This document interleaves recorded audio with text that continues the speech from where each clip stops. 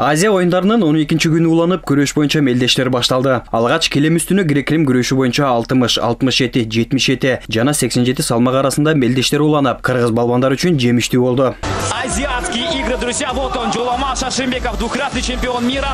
Грек-рим күрөшү боюнча 60 кг салмакта улуттук курама команданын мүчөсү Джоламан Шаршембеков келемге 1-8 финалдан баштап, алгач тажик балбанын жеңген. Андан соң чейрек финалда кореялык балбанды 9-0 эсебинде, жарым финалда дагы ишенимдүү жеңишти багындырган. Финалда болсо жапониялык атандашан 6-6 эсебинде эки далын жерге басып жеңүүчү аныкталды.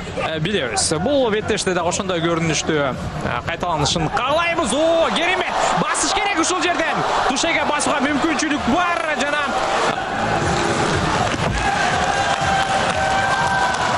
Улуттук курама команданын мүчөсү Акжол Махмудов келем үстүнө чейрек финалдан баштап, алгач камбоджалык балбанды жеңсе, жарым финалда казак балбаны Азат Садыковду 9-0 эсебинде утуп финалга чыккан. Негизги таймашта Акжол ирандык балбанды 1-1 артыкчылыктуу эсеп менен утуп, Азия оюндарында алгачкы алтынын утту. Махмудов абалды толук көзөмөлдөп турат, атаандашын жакын жолотпостон акыркы секундалар жана Акжол Махмудов ошентип Азия оюндарынын чемпиону болду. Улуттук курама команданын дагы бир мүчөсү 19 жаштагы Разак Бешекеев коло байгени утуп алды. Жаш балбан алгач беттешке жапониялык спортчуга жеңилип калган. Бирок атандашы финалга чыгып, жубатуучу беттеште жеңип, коло медалга күрөшүүгө жолдомо алган. Эске салсак, Разак Бешекеев үчүн бул жеңиш чоңдор арасында эл аралык таймаштарда алгачкы жеңиши.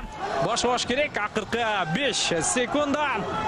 3, 2, 1 жана Разак Бешекеев Азия оюндарынын коло медаль ээси. Кытайда өтүп жаткан 19-чу жайкы Азия оюндарында Кыргызстандын капчыгында 3 алтын жана 3 коло болду. Буга чейин спортчуларыбыз 1 алтын, 2 коло уткан. Ал эми алдыңкы 3 күндө кыргыз балбандары грек-рим, эркин жана кыз келиндер күрөшү арасында өлкөнүн намысын коргошот. Телегайталиев, Жакшылык Исаков, ЛТР, Бишкек.